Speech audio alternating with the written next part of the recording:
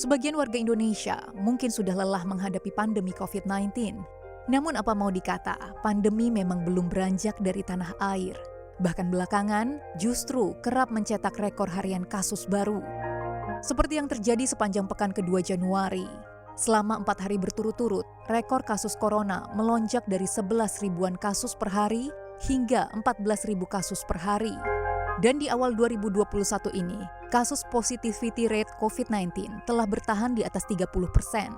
Jauh di bawah standar WHO yang mengharapkan positivity rate COVID-19 di suatu negara hanya di bawah 5%. Melesatnya kasus COVID-19 sudah sedemikian mengkhawatirkan karena akan mengantar negeri ini menembus 1 juta kasus kurang dari setahun sejak corona dinyatakan masuk ke tanah air Maret 2020 lalu. Dan menghantar Indonesia menduduki negara dengan kasus COVID-19 terbanyak keempat di Asia setelah India, Turki, dan Iran. Lalu benarkah PSBB atau sekarang yang dikenal dengan nama Pembatasan Kegiatan Masyarakat atau PPKM sebenarnya tak efektif untuk mencegah penyebaran corona? Orang mengatakan, ini mungkin karena libur Natal dan Tahun Baru. Itu salah satu faktor, tentu, pasti. Tetapi kita mesti lihat waktu libur Lebaran yang lalu, apakah peningkatan kasus ini sama besarnya juga kan? Kedua, memang ada faktor juga, mungkin data yang terkompilasi berbeda. Yang ketiga, ada teman-teman yang mengatakan, sekarang jumlah tesnya makin banyak. Ini satu sisi baik, tapi kalau itu dijadikan argumentasi untuk menimbulkan jumlah kasus, mesti ada datanya. Kalau kita mau antisipasi, paling tidak untuk kewaspadaan dini adalah kemungkinan mutasi. Dikumandangkannya gerakan menjaga jarak, menggunakan masker, dan mencuci tangan selama setahun belakangan, rupanya belum cukup membuat sebagian masyarakat sadar.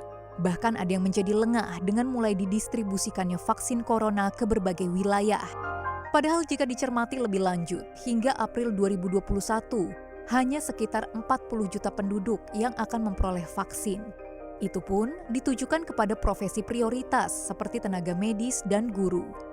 Kemudian, gelombang kedua vaksin akan berlangsung hingga Maret 2022 dan ditujukan pada 141 juta warga. Artinya, hingga tahun depan pun, belum ada jaminan vaksin bisa tersedia bagi 270 juta penduduk Indonesia. Lagi pula, kelalaian masyarakat dalam mematuhi protokol kesehatan mengancam kapasitas ruang isolasi di rumah sakit yang semakin mencapai titik klimaks. Seberapapun kita akan tambah gitu ya, kita akan tambah ini ya mungkin berpengaruh dalam penyediaan, tapi ini tidak akan selesai untuk bagaimana menangani secara keseluruhan. Penting di dalam proses mencegah jangan tertular gitu, itulah sangat penting sehingga ini adalah paling bagus untuk bagaimana tidak memberikan pertambahan pasien ke rumah sakit dimanapun, termasuk di rumah sakit darurat COVID-19 di Wisma Atlet ini. Ini yang ditakutkan, yaitu jika pemerintah memang tak punya rencana cadangan selain pengetatan pergerakan sosial untuk mencegah penularan COVID-19 di tengah rendahnya kesadaran masyarakat untuk melaksanakan 3M. Sementara, vaksin masih dalam tahap produksi. Negara ini sudah cukup terluka dengan dampak pembatasan sosial yang terjadi di 2020 lalu. Masih segar dalam ingatan kita saat pasar modal kita mendadak minus 27% pada bulan Maret saat PSBB pertama kali diberlakukan. Bagaikan efek domino, pembatasan sosial membuat macet industri manufaktur pada periode April hingga Juni. Bank Indonesia pun mencatat gairah manufaktur jauh dari poin 50 yang menunjukkan titik krisis. Ekonomi Indonesia pun jatuh ke zona negatif 5%. Itu sebabnya pemerintah daerah tak henti-hentinya mengingatkan warga bahwa 3M adalah cara terefektif untuk mencegah penularan hingga saat ini. Angkanya cukup mengkhawatirkan, terus tinggi.